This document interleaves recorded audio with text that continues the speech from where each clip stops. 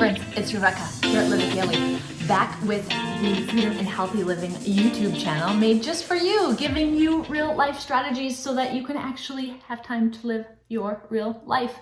Amazing. So today we're going to talk about the real reasons that you should do a real life meal planning, and then we'll also talk about the 9 steps. Now I know 9 steps seems like a lot, but I'll tell you what, friends, it's not overwhelming. It's just pretty detailed because there's all kinds of helpful hints all along the way. You don't have to take all of the helpful hints, just take the ones that work for you and your lifestyle. And rest assured, there is a series of bite-sized videos, see what I did there, that will help you slowly digest, on a roll, they'll help you slowly digest how to do each one of these steps. Without any further ado, I'll share with you the 9 steps to meal planning. First step, find your preferred tool for meal planning. So this can literally be a piece of paper and a pencil. It can be a calendar on your wall, it can be a whiteboard in your kitchen, or it can be some other online app that you use regularly.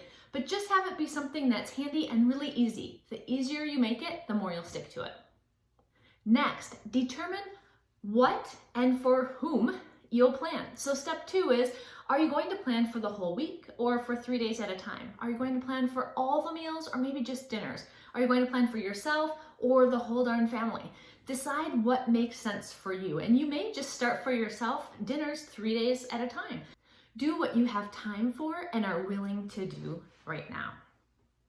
Step 3, gather some of your favorite recipes, whether these are recipe cards from grandma from years and years ago, or whether it's pieces of paper pulled out of a magazine, or whether you're just keeping a running list of URLs for online foods that you really are enjoying.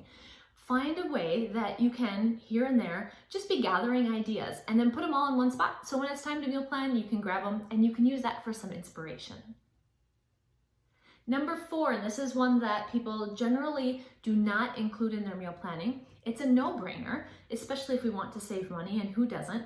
Sit down, find your grocery store flyer or weekly ad, or go on the app and see what's on sale. A lot of times you'll find meats or seafoods on sale, especially buy one, get one free I've been seeing a lot lately. It's not always food that's my favorite, but if it is something that I know I can make a recipe out of and I can do a buy one, get one free, I'll often update my meal plan to include that so that I can save some money and some time. Step 5, sit your butt down and make the plan. So whatever tool you decided to use, and you can try a few out every week, see what works better for you, but sit and make the plan. Commit to do that. So for me, I usually do it Sunday nights, sometimes Monday nights. You find a time that works for you, and once you get going, it really does not take very much time at all. And the time that it saves you throughout the rest of your week is well worth it. Step 6, make your grocery list. This could be just a piece of paper where you write down your list, but you'll have your plan and you'll have your recipes right by you, so you'll be able to go through and see what you need. Make sure that you don't already have it. So for me, I like to make my grocery list using the Alexa app. You'll see on one of my videos how I'm able to grab the recipes, and I'll walk around my house, walk around the pantry, and look to see if I have the right amount of whatever it's calling for. If I don't, I can just holler over my shoulder, "Hey Alexa, add brown rice to the shopping list," and she will, and I can move on. So it's really handy that way, but find what works best for you. Step 7, go shopping. So go to the grocery store and start shopping for the items on your list. It's helpful if you can put your list in categories. So as you're making your list, you can either write it out in the way that you walk through the grocery store, or using an Alexa app, she'll often categorize them for you. I always try to think of a route through the grocery store where I can always be taking right turns, kind of like when I'm driving in Napa Valley.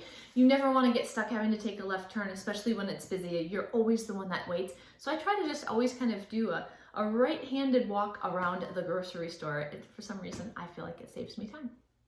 Step 8, come on home and unpack the groceries. Now I know this seems silly, but we will talk about some handy tips for unpacking groceries that can make it fast to unpack and even faster when you want to access the food to make the recipe. So stay tuned for that episode.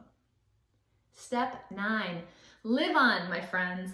Make your meals according to your plan.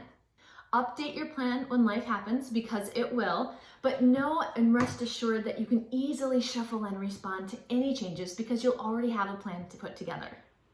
Determine an easy rating system for your plan. So keep your plan out and easy to get to.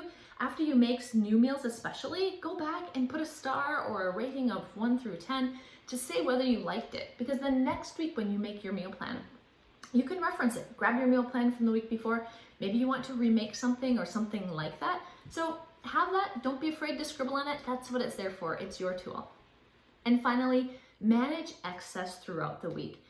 Generally, we overplan and have extra food. Every couple of days, you just need to go through the fridge, and anything that is stored in a leftover container that you don't think you're going to get to very quickly, pop it in the freezer, even if it's one portion. The one portion is still really meaningful because you might find yourself needing just one portion because your plan erupts the next week.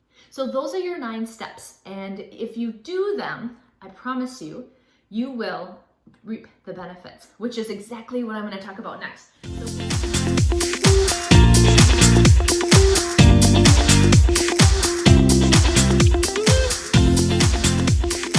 So why we should meal plan.